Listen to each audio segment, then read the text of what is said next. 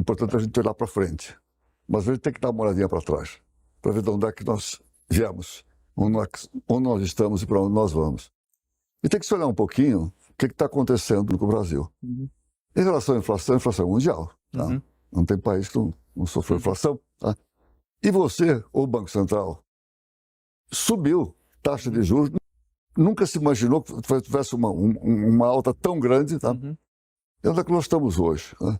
Nós temos uma inflação que, se ela não está totalmente controlada, nós temos uma inflação que, se você olhar, nós estamos encostados na banda de cima da meta.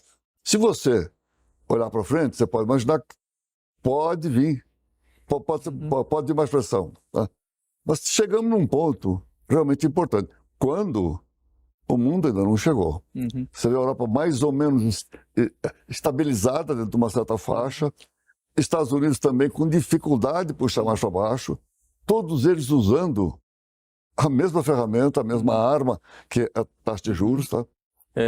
Em política monetária, quando você enxerga, né, uma coisa que vai acontecer e tem algum grau de convicção, obviamente tem que estar embasado de alguma forma, né, em métodos que você usa com frequência. Quando você tem uma convicção em alguma coisa, fazer rápido e fazer antes significa ter menos custo. Então, uma vez entendido, e na época era muito debatido, nós achávamos que a inflação tinha um componente de demanda muito mais forte do que era, né, na época, alardeado pelos outros banqueiros centrais.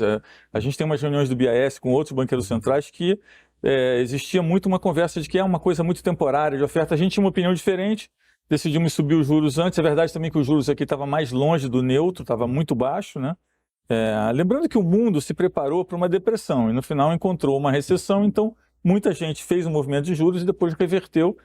Nós entendíamos que era importante fazer rápido e fazer bastante para que o custo seja o menor possível para a sociedade. O segundo ponto quando a gente olha a inflação hoje, como a gente teve muitas medidas, né, que afetaram a inflação no ano de 2022, se a gente pegar preço de telecomunicação, preço de eletricidade, preço de gasolina, a inflação do ano de 2022 ela foi artificialmente baixa em 2,3%. Então, na verdade, a inflação que a gente estava vendo era 2,3% abaixo do que seria.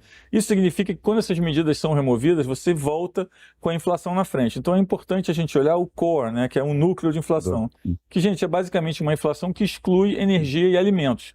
Quando a gente olha essa inflação, que é super importante, ela veio de 9, 10 para 8, está em torno de 7. Ela ainda está bastante alta, dado que a gente tem uma meta de 3%. Então, assim, a inflação, vamos dizer assim, cheia, está no nível mais baixo, a inflação núcleo está mais alta e tem alguns componentes de inflação que estão desacelerando, mas de uma forma mais lenta. E o terceiro ponto da última parte da sua pergunta é a ferramenta que você tem, um instrumento. Né? Então, o instrumento é os juros. Né? É um instrumento conhecido, que todo mundo tem usado.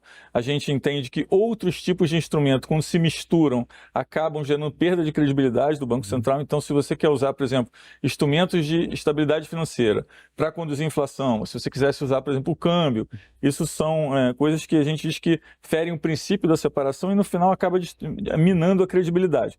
Mas o instrumento, cada país tem um instrumento que tem um poder diferente de fogo, é como se tivesse um armamento com um calibre diferente. No Brasil, é como se a gente tivesse um armamento que tem um calibre um pouco baixo, por várias razões, mas a principal dela é que um grande pedaço do crédito é direcionado. Então, quando eu mexo os juros, eu afeto o crédito, mas eu não afeto ele todo, porque eu tenho 42% do crédito que é direcionado, enquanto o resto dos países é muito menos, é uma média de 6%. Então, é como se eu tivesse que colocar mais pressão no tubo para fazer o mesmo trabalho. Então, a gente pega, por exemplo, o Brasil subiu muito os juros, a gente está desacelerando o crédito de mais ou menos 14% de crescimento, 13% para uma coisa perto de 7%. Se a gente olhar os Estados Unidos, mas os Estados Unidos subiu menos os juros, mas foi o suficiente para desacelerar o crédito de 9% de crescimento para 0%, e na Europa de 8% para 0%. Então, a gente precisa também levar em consideração que a arma é a mesma, mas o calibre e a forma de operar é diferente. Você tem toda a razão. Essa questão do crédito direcionado, carimbado, é muito importante para tomar decisões. Agora, o presidente Lula e o governo têm dito que nós não estamos numa inflação de demanda. Se não estamos numa inflação de demanda, não há necessidade de subir os juros, tá certo? Eu queria que você contasse para as pessoas que estão aqui conosco, sem entrar no economista, como é que é essa história de inflação de oferta, inflação de demanda e tal? Dá uma linha pequenininha para a gente. Eu acho que tem duas falácias aí. Primeiro, que a inflação não é de demanda, né? A gente, inclusive, fez algumas apresentações recentemente mostrando os componentes de demanda. Teve vários artigos, teve um muito bom escrito pelo Samuel Pessoa recentemente, que mostra ali os componentes de demanda. A gente tem apresentado isso. Os componentes de oferta existiram em algum momento, principalmente durante a guerra, a invasão da Ucrânia, mas eles diminuíram e hoje a gente tem, claro, os componentes de demanda e a gente consegue quantificar, olhando, dependendo do índice, ou o que está acontecendo na economia, o que é a demanda e aonde que está vindo essa demanda. Esse é o primeiro ponto, a primeira falácia, né? Que não é de oferta, ela é muito mais de demanda do que de oferta. O segundo é que não existe também, né, alguma coisa que diga, não, quando a inflação de oferta você não faz nada. Porque o Banco Central tem que combater a inflação de demanda e tem que combater o que a gente chama de efeitos secundários de um possível choque de oferta. O que é efeito secundário? Se eu tive um choque de oferta e a inflação subiu muito e ela se alastrou, ou seja, a inflação passou a contaminar outros grupos, ter esse efeito secundário de contaminar a cadeia, aí sim o Banco Central tem que entrar, né, para combater esse efeito secundário. Você tem recebido muitas críticas, né? E as críticas são todas direcionadas a você. Embora você não está sozinho, você tem a tua diretoria lá do Banco Central. Quando vocês tomam as decisões, você não chega lá e quer dizer, ok, quem manda sou eu, você obedece, se vocês têm juízo, tá? Vocês dividem aquilo. Só que as críticas são direcionadas só a você. Né? Como é que isso pega no Roberto? Olha, a minha tarefa é explicar que nós temos um colegiado, eu tenho 8 diretores que foram nomeados pelo Senado, que só podem ser retirados pelo Senado e que têm liberdade de opinião. E eu acho isso muito bom. E a gente teve algumas reuniões atrás, 2 diretores que votaram para subir os juros, inclusive. Não foi o meu voto, mas teve 2 votos que subiram. 2 diretores que votaram para subir. E mesmo na parte que a gente faz mais explicativa, nos comunicados em escrito, a gente tem uma reunião para decidir o que vai ser apresentado, tanto no comunicado quanto na ata. E é muito comum o diretor falar assim, olha, não me sinto representado nesse texto. Eu digo, bom, então vamos mudar o texto para que todos se sintam representados. Eu acho isso saudável, acho que isso engrandece a instituição, engrandece a institucionalidade, e de fato eu sou um voto de 9, né, e eu acho que a personificação atrapalha muito esse ganho institucional que a gente está tentando fazer. Olha, eu perguntei como é que isso impactava você e não o presidente do Banco Central, mas tudo bem. Roberto, você tem elogiado o ministro Haddad, e o ministro Haddad tem elogiado você. Mas vocês têm livros diferentes que vocês saem. Vocês têm cabeças diferentes, posicionamentos diferentes. Como é que está sendo essa convivência? É uma convivência boa, né? Eu percebo que ele tem fazendo um esforço grande no fiscal.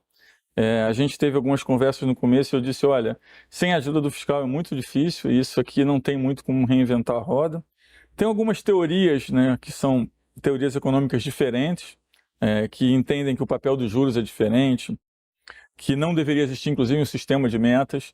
Não é o que a gente adota. Hoje a gente decidiu adotar o sistema de metas e, dado o sistema de metas, a gente precisa ter harmonia entre o fiscal e o monetário. Então a gente tem um relacionamento bom, a gente conversa com alguma frequência, e ele está, né, eu sinto que ele está com esforço, a equipe toda no esforço grande fiscal, às vezes inclusive contra, né, algumas pessoas do governo, e faz parte, né, o debate é importante, mas acho que o que é importante é cada um entender qual é o seu papel dentro daquela missão. E a gente pode ter pensamentos um pouco diferentes, faz parte. Eu tenho um pensamento diferente de algumas pessoas, né, que hoje habitam o Copom, alguns diretores, mas no final a gente senta e a gente toma uma decisão em conjunto, tentando fazer o melhor possível para o país. Esse respeito e essa boa convivência é muito importante, né? Dentro dos seus dogmas, enfim, é muito bom que você tenha esse relacionamento, tanto com o Fernando, com a Simone, enfim, com o Alckmin, tá? Importante que você tenha esse bom relacionamento.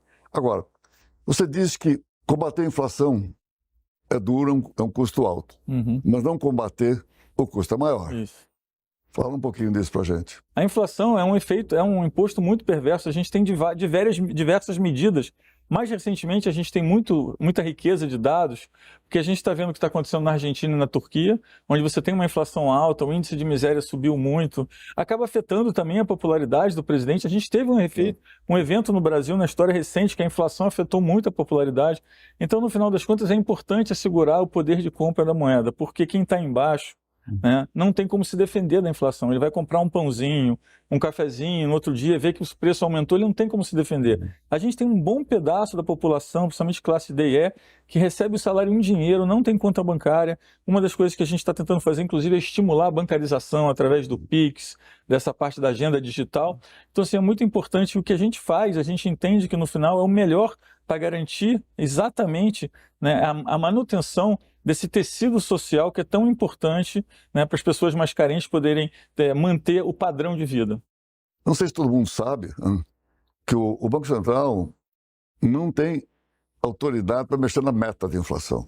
Isso depende do Conselho Monetário Nacional, que hoje são 3 pessoas só. Tá? No meu tempo éramos 11, era mais complexo. Tá? Que é você, o ministro Haddad e a ministra Simone. Tá? E aí, tem surgido ruídos, enfim, de repente aumentar a meta para dar um pouco mais de folga e tal. Eu acho que esses ruídos, eles induzem a taxa longa de juros, entende? Quer dizer, só da possibilidade de subir a meta. Não seria melhor, né, vocês, dentro do Conselho Monetário Nacional, entre vocês três, pensar e dizer o seguinte, olha, a meta é 3%, a gente não vai mexer.